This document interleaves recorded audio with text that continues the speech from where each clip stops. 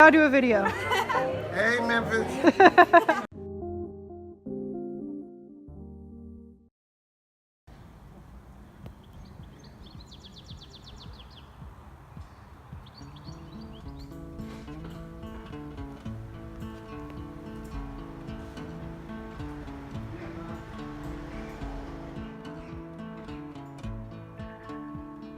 Hey guys, it's Tuesday,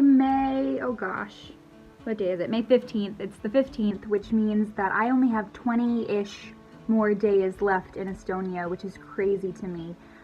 But I have a lot going on today. I already got up and did my usual workout situation, and I was supposed to go grocery shopping, but I didn't quite time that well enough, so I won't have time today. I'll have to do it tomorrow. But then I have my access class in Narva, and then an American jazz musician is coming, so I will be attending that concert, and I'm super excited. When I find the name of the musician, I will put it right here for you guys. It's crazy how quickly this trip has gone. I am excited to go home. I'm ready. I have a lot of really wonderful things to go home to, and so I am prepared for this trip to end, but it's still really crazy how quickly this has gone by. I'm gonna miss the students so much, but I shouldn't talk like that yet because I still have 3 more weeks, which means that there will probably be at least 3 more of these YouTube videos, and I'm very happy that I've made these. I was thinking about it the other day, and I was going back and watching some of them to share pictures with friends, and I'm just really happy, and I'm glad that I did this project, and I hope that I can end it well. I have to figure out what I want this channel to sort of transform into when I'm not in Estonia anymore, because I won't really be traveling that much because I'm going to be starting my master's program. So hopefully that will all sort itself out, and I'll have to do some thinking. But yeah, it's gotten quite hot. I want to say it's like 84 degrees. That's what it feels like. I don't actually have any idea, but it's very, very warm, so I'm actually wearing a dress today for the first time without stockings since, well, I actually think it's the first time at all since I've been in this country, which is exciting and also very strange. It feels very weird.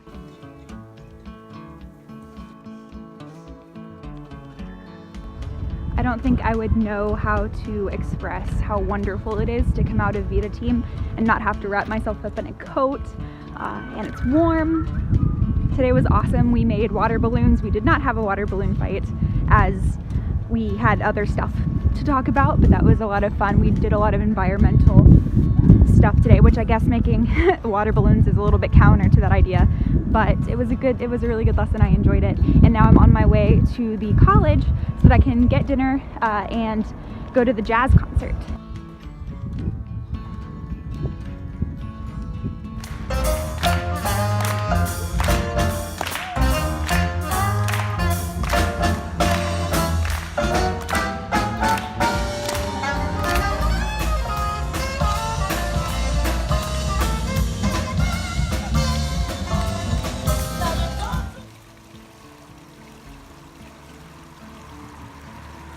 So I am visiting Narva-Joesuu cool again. It's so strange for me to say cool instead of school because, I don't know, it just is funny that that's the word. It's with a K, not a C. But I'm sitting out next to the fountain that last time I was here, I think I said I hope that I'll get to see this fountain turned on before I have to leave, and so I'm very excited about this. I had a really cool experience on the bus on the way here. I guess the way I said Calda, which was my bus stop, I had probably had an accent. My American accent showed through because a woman introduced herself to me, told me that she had 2 daughters that were learning English or who spoke English quite well, and she had lived in London. I think that her partner might have been from London, and so she asked me what organization I was working with, and I told her all about VitaTiim. I gave her the address so that maybe her daughters can start to take part in VitaTiim's programming, all of their organizing that they do. And it was just a really pleasant conversation, and a man overheard that conversation and gave me his business card saying that Estonia doesn't have enough representation in the international projects that his school puts on. I'll give his contact information to the people at VitaTiim, and it's just cool that in my last 3 weeks to be able to be a person that can make connections for VitaTiim right before I peace out, like right before I leave. And I do really want to continue my relationship with them. So doing little stuff like this makes me feel useful. I think I was nervous at the beginning of this Fulbright experience that I would gain more than the people around me would from my presence. And I think that there is definitely, I don't think it's an entirely equal relationship, right? But I think that I've been more helpful than harmful, at least, and that I've really enjoyed my time here. And I think that these little instances of, you know, bumping into a local and talking with them about all of the connections that can be made throughout Europe, but also between America and Estonia, especially Narva, will be useful. Useful in super tiny ways, but I do really think it will be useful. So, yeah.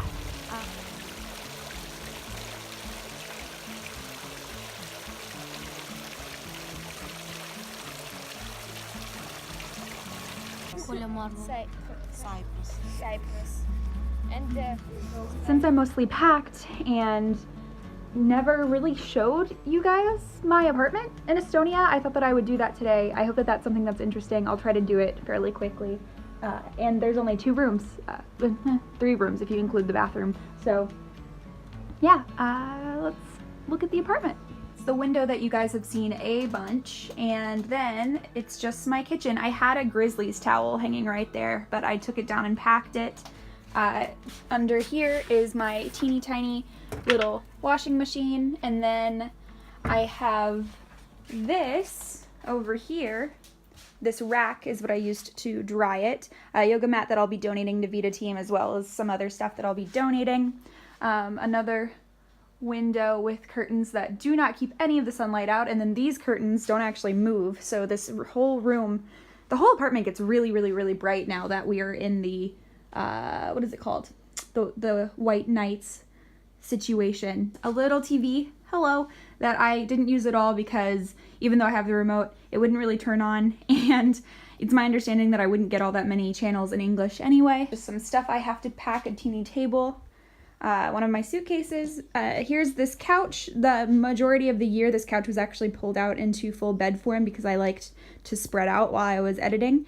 And when I was drawing or doing any of my artsy-fartsy stuff, I would always use this couch. And here is where I slept. So it's actually a pretty decent-sized apartment.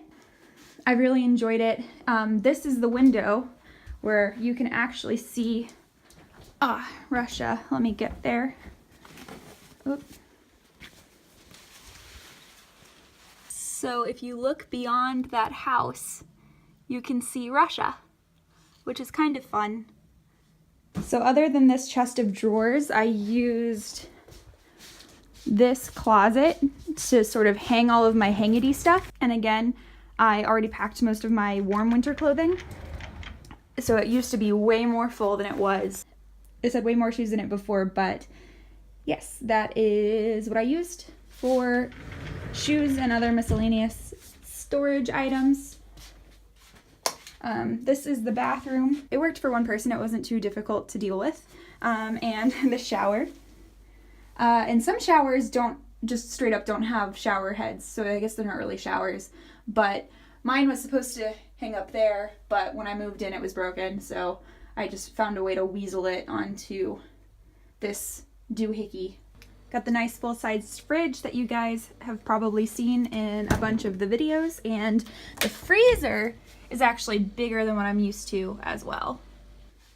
That's basically the whole apartment. It was not lit very well at all in the winter, but now that the sun is here, I never have to turn any lights on.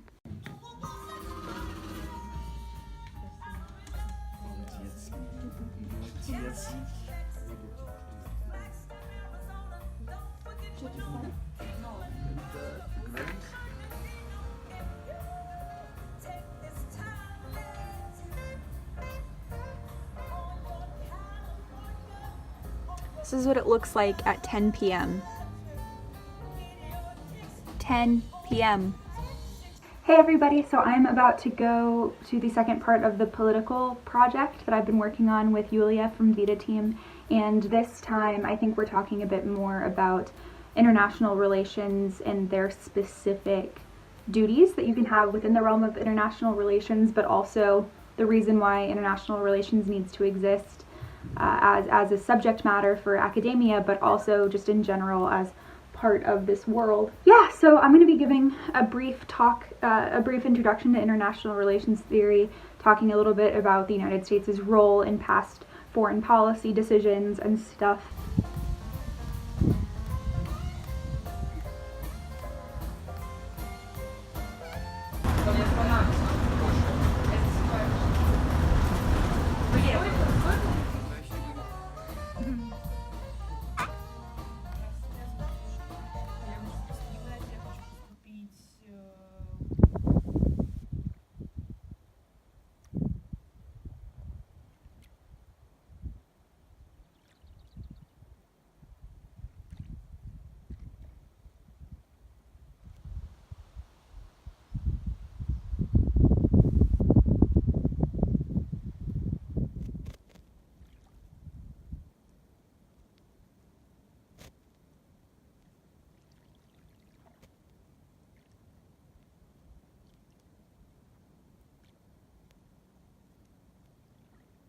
Hey guys, so this is Papesy Lake, and we are taking a break from the political project. We just had someone explain how the Estonian political system works, and now they've divvied up into different parties that they created themselves, and we have some people running independently, but they will vote for each other, and we'll select a president and a party that will be in charge, I guess. And yeah, the whole thing is in Russian, which is a little tough for me sometimes, but I realize that, you know, if that's the biggest problem I have today, then I'm a very lucky person. This is beautiful. Like, of all the places to be slightly tired, it's not a bad one here. Yeah, I don't know if you can see the water being all glimmery and wonderful, but I think I'm gonna hang out here until someone comes and gets me, and tomorrow I have to give my own presentation.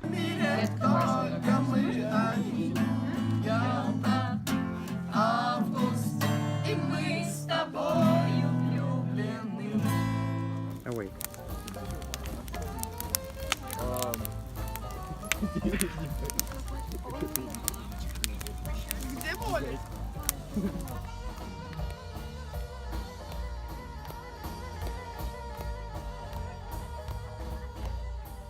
Good?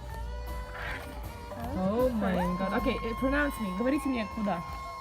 It's прогрессивные коммунисты. Коммунист. One. Галина. Алис. Галина.